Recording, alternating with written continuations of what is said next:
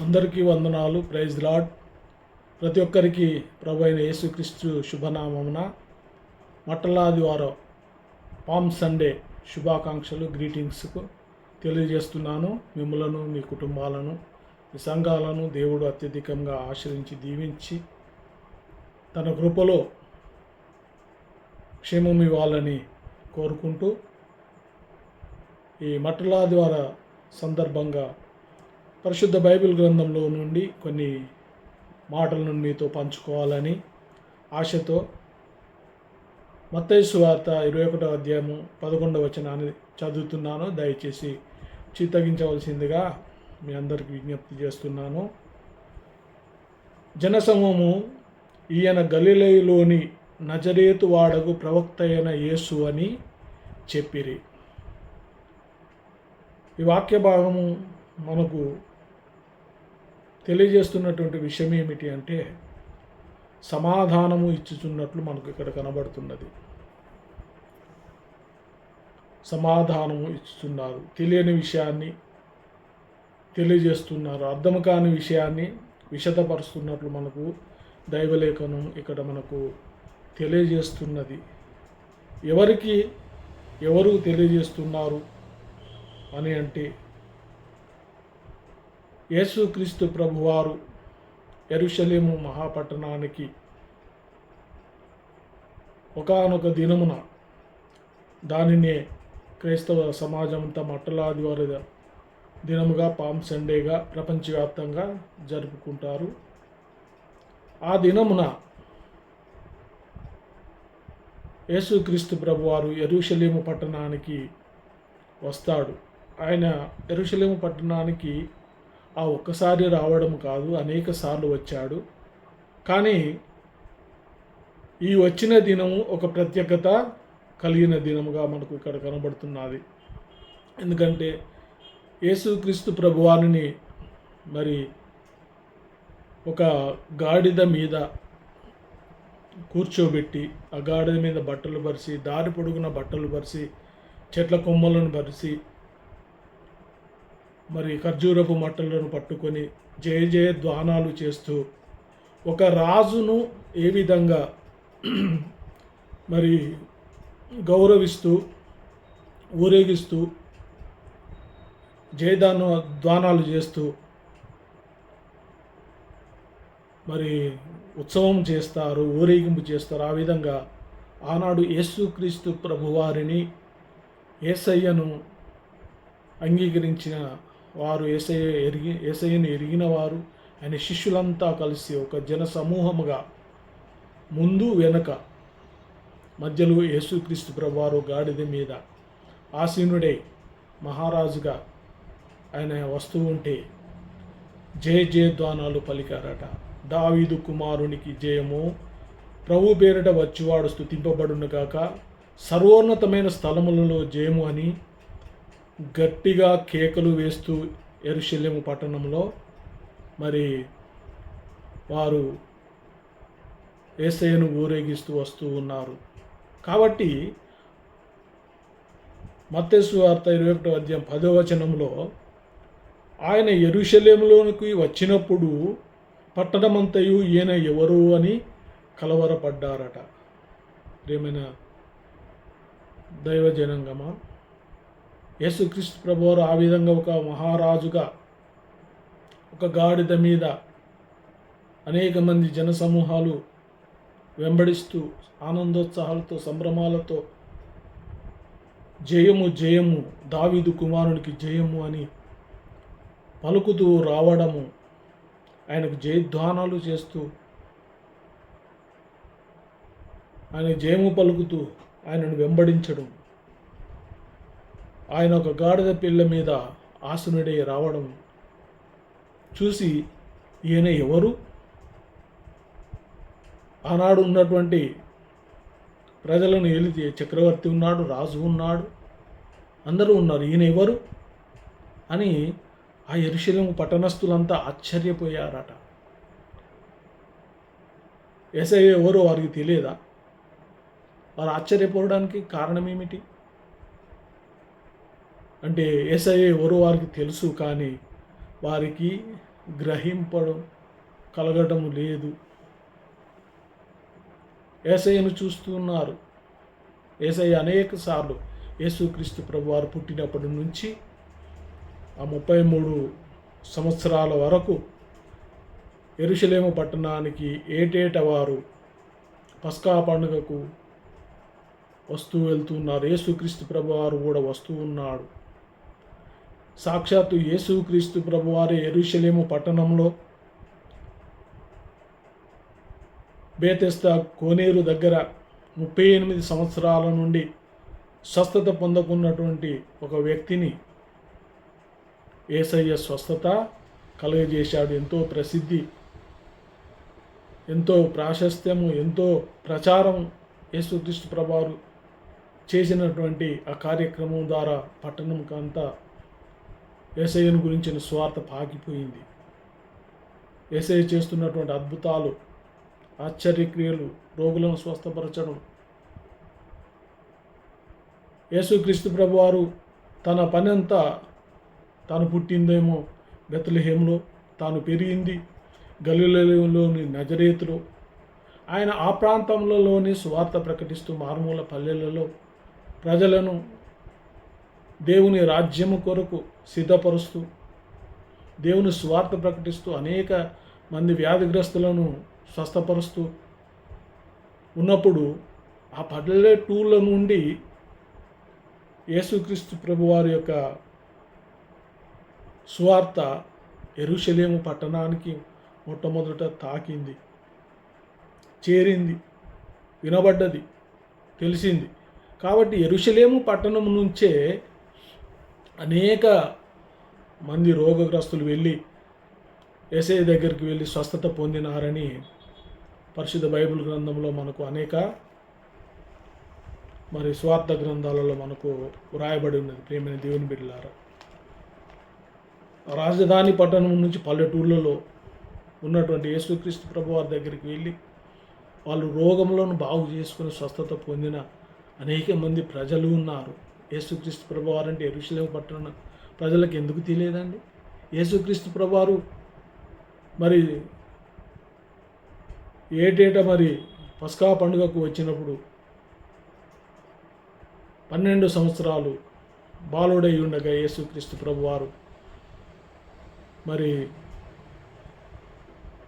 ఆ యొక్క యెరూషలేము దేవాలయంలో వారు ఆరాధన చేసిన తర్వాత వారు ఇంటికి వెళ్తూ ఉండగా యేసుక్రీస్తు ప్రభువారు వెళ్ళకుండా నిలిచిపోయి అక్కడ ఉన్నటువంటి శాస్త్రులు పండితులతోటి తర్కిస్తూ ఉన్నారట. యేసుక్రీస్తు ప్రభువారు వారితో వస్తూ ఉన్నారని తల్లిదండ్రులు అనుకున్నారు. కానీ వెనుకకు చూశారికే యేసుక్రీస్తు ప్రభువారు లేడు, బాలుడైన యేసు లేడు. కాబట్టి కలవరపడి వాళ్ళ తల్లిదండ్రులు మళ్ళీ వెనుకకి వెళ్ళి పట్టణం అంతా వెతికితే బాలుడైన యేసు పండితులతో తర్కిస్తూ ఉన్నాడట. ఆయన అడిగే ప్రశ్నలు, ఆయన ఇచ్చే సమాధానాలు చూసి పండితులు ఆశ్చర్యపోయారట. ఆ దృశ్యం చూసి తల్లిదండ్రులు కూడా ఆశ్చర్యపోయారని పరిశుద్ధ బైబిల్ గ్రంథం మనకు తెలియజేస్తున్నది. అంతేకాదు యేసుక్రీస్తు ప్రభువారు పల్లెటూళ్ళలో చేస్తున్నటువంటి స్వస్థతలను,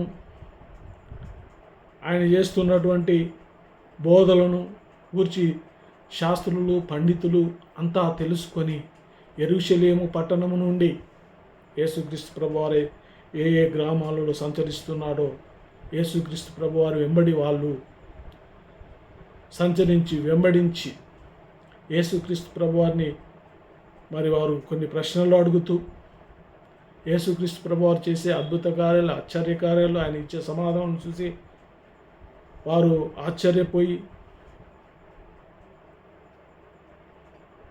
వెంబడిస్తూ ఉన్నారు. ప్రియమైన దేవుని బిడ్డలారా, ఆయనను పరిశీలిస్తున్నారు. ఆయనలో తప్పు దొరకబట్టుకోవాలని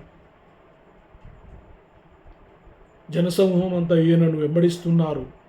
మా పలుకుబడి తగ్గిపోతున్నది అని మదన పడుతూ వారు ఏ విధంగా ఈయనను ఎదుర్కోవాలి, ఈయన అందరిలో ప్రకటింపబడకుండా అందరూ ఈయనను నమ్మి ఈయన వెంబడి వెళుతున్నారు అని ఎన్నో కుట్రలు కుతంత్రాలు యేసుక్రీస్తు ప్రభు వారికి వ్యతిరేకంగా మరి చేసినారు. యేసుక్రీస్తు ప్రభు గురించి ఆ పట్టణ ప్రజలకు తెలుసు. కానీ యేసుక్రీస్తు ప్రభువారు వచ్చిన ఆ దినాన ప్రత్యేకమైన ఈ మట్టలాదివార దినమున ఆయన ఊరేగింపుకు ఆ విధంగా వస్తుంటే ఈయన ఎవరు అని కలవరపడ్డారట ప్రియమైన దేవుని బిడ్డలారా. మరి కలవరపడినప్పుడు యేసయ్యను ఊరేగిస్తున్నటువంటి జనసమూహము ఈయన నజరేతు వాడకు ప్రవక్త అయిన యేసు అని వారికి సమాధానం ఇచ్చినట్లు ఇక్కడ దైవవాక్యం మనకు తెలియజేస్తున్నది. ప్రియమైన దేవుని బిడ్డ, యేసుక్రీస్తు ప్రభువు ఎవరంటే ఒక మామూలు పట్టణంలో భూమికి నడుమ ఉన్న దేశమైనటువంటి భూమధ్య ప్రాంతమైనటువంటి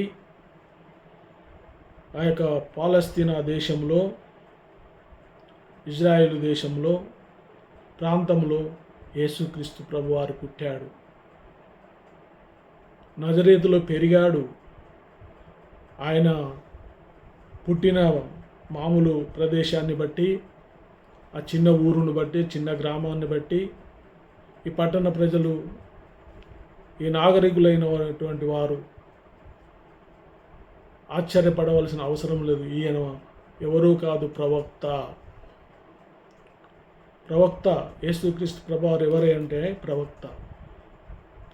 ప్రవక్త అయిన యేసుక్రీస్తు ప్రభువారికి ఉన్న బిరుదులలో ప్రవక్త ఒకటి.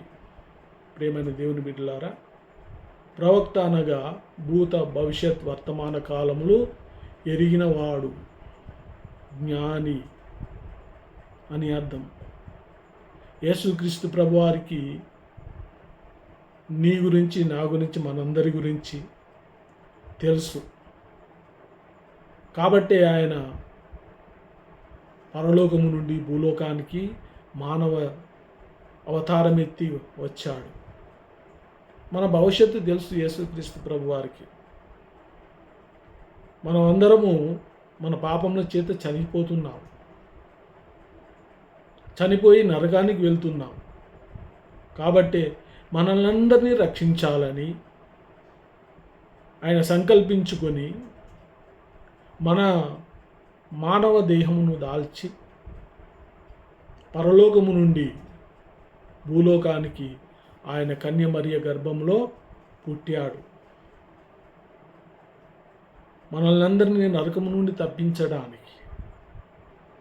కాబట్టి యేసుక్రీస్తు ప్రభువారు ఎవరో కాదు, నిన్ను నన్ను మనందరినీ, మానవ జాతి అందరినీ రక్షించడానికి వచ్చినటువంటి సృష్టికర్త, మన భవిష్యత్తు ఎరిగినటువంటి ప్రవక్త. నీవు ఎలా పుట్టావో, ఎలా బతుకుతున్నావో, ఎక్కడికి వెళ్తావో ఆయనకు తెలుసు. మనకు తెలియదు. మనలో పాపం ఉన్నదని మనకు తెలియదు. మనము నరకానికి వెళ్తామని మనకు తెలియదు. కానీ దేవునికి తెలుసు ఆ నరకం నుండి తప్పించడానికి. మనం జన్మమును బట్టి, కర్మమును బట్టి పాపలం అయి ఉన్నాము. ఆ పాప శిక్ష నుండి తప్పించడానికే యేసుక్రీస్తు ప్రభువారు పరలోకం నుండి దిగి వచ్చారు. ఆయన 33.5 సంవత్సరాలు మరి బోధించాడు. ఈ మట్టలాదివారి దినమున యెరూషలేము పట్టణంకి వచ్చాడు. యెరూషలేము పట్టణములో ఆయన శిలువ మరణము పొందవలసిన అవసరం ఉన్నది.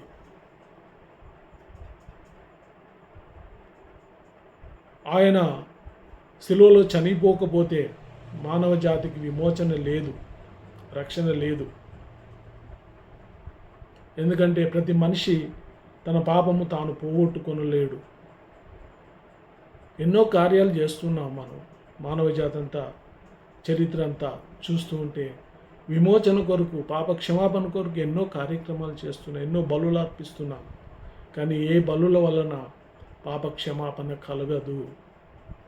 జంతువుల వలన, జంతువు రక్తం చిందించటం వలన, మానవుల రక్తము చిందించటం వలన పాపక్షమాపణ, అన్నీ మానవుల రక్తము, జంతువుల రక్తములు, అవన్నీ వాటిలో జీవము లేదు. దేవుని రక్తములో మాత్రమే జీవము ఉన్నది. ఆ రక్తము, దేవుని రక్తము మాత్రమే పవిత్రమైనది, పరిశుద్ధమైనది. మానవుల రక్తము, జంతువుల రక్తము అపవిత్రమైనవి, వాటిలో జీవం లేదు. రక్తము పోగానే మనిషి అయినా జంతువు అయినా చనిపోతాడు, మళ్ళీ బ్రతకడు. కానీ దేవునిలో ఉన్నటువంటి రక్తము కారిపోయినా కూడా ఆయన చనిపోయి తిరిగి 3 రోజులలో తిరిగి లేచాడు యేసుక్రీస్తు ప్రభువారు. ఆ విధంగా మానవులందరినీ రక్షించడానికి, శిలువలో మరణించడానికి, రారాజుగా ప్రజలందరినీ పరిపాలించడానికి ఆయన యెరూషలేము పట్టణానికి వచ్చాడు. ఎవరైతే యేసుక్రీస్తు ప్రభువారిని నమ్ముతారో వారికి రక్షణనిస్తాడు, పాప క్షమాపణనిస్తాడు, నిత్య జీవమునిస్తాడు. తనతో పాటు యుగయుగాలు ఏలే ఒక గొప్ప భాగ్యము, మోక్షము ప్రసాదిస్తాడు యేసుక్రీస్తు ప్రభువారు. అందుకొరకు యెరూషలేము పట్టణానికి వచ్చాడు. ఆయన ఎరిగిన ప్రజలు, ఆయన గురించి ఎరిగిన ప్రజలు ఆయన స్తుతిస్తూ, ఆయనను మహిమపరుస్తూ, ఆయనను ఊరేగిస్తున్నారు. యెరూషలేము పట్టణానికి యేసుక్రీస్తు ప్రభువారు ఎన్నోసార్లు వచ్చాడు, ఎన్నో అద్భుతాలు చేశాడు. యెరూషలేములో ఉన్న ప్రజలు వెళ్ళి ఆయన ద్వారా స్వస్థత పొందారు. కానీ చాలామందికి ఇంకా యేసయ్య ఎవరో అర్థం కాకుండా ఉన్నది. ఈనాడు కూడా క్రైస్తవులు స్వార్థ ప్రకటిస్తుంటే, ఈనాడు మరి లోకంలో కూడా, ప్రజలలో కూడా అలాంటి ఇంకా అర్థం కాకుండా ఉన్నాడు యేసయ్య. ఈయన ఎవరో అని అనుకుంటున్నారు. ఈయన విదేశీ దేవుడని కొందరు తిరస్కరిస్తున్నారు. ఈయన అంటరాని వారు దేవుడని కొందరు తిరస్కరిస్తున్నారు. కానీ ఈయన ఎవరు కాదు. ఈయన నిన్ను నన్ను మనందరినీ రక్షించడానికి పరలోకం నుండి దిగి వచ్చినటువంటి పరిశుద్ధుడైన సృష్టికర్త అయిన దేవుడు. ఆనాడు ఇజ్రాయేల్ ప్రజలు కొందరు నమ్మలేదు, ఈనాడు కూడా కొందరు నమ్మడం లేదు. నమ్మడము, నమ్మకపోవడము వ్యక్తిగతం. నమ్మిన వాళ్ళు మరి ఆయనను ప్రకటించాలి, ఆయనను తెలియజేయాలి, సువార్త చెప్పాలి. కాబట్టి సువార్త చెప్తున్నారు ప్రియమైన దేవుని బిడ్డలారా. ఈ వాక్యం ద్వారా, ఈ మాట్లాడే ద్వారా మీ అందరికీ తెలియజేసేటువంటి సమాచారం, శుభవర్తమానం, సువార్త ఏమిటి అంటే, యేసుక్రీస్తు ప్రభువారు మనందరినీ రక్షించడానికి పరలోకం నుండి దిగి వచ్చాడు. ఆయన నమ్మిన వారికి రక్షణ, నిత్యజీవం. దేవుడు మీకు అలాంటి శుభాలు ఇవ్వాలని మనస్ఫూర్తిగా కోరుకుంటూ చిన్న మాటలు ముగిస్తున్నాను. అందరికీ వందనాలు. Praise the Lord. ప్రార్థన. దేవానికి వందనాలు తండ్రి. ఈ చిన్న మాటలను విన్న ప్రజలందరూ మరి నాయన సత్యం తెలుసుకొని, మిమ్మలను తెలుసుకొని నాయన మరి నిత్య జీవంలోనికి రావడానికి కృప దయచేయమని యేసు నామమున ప్రార్థించి వేడుకుంటున్నాము తండ్రి. ఆమేన్. ఆమేన్.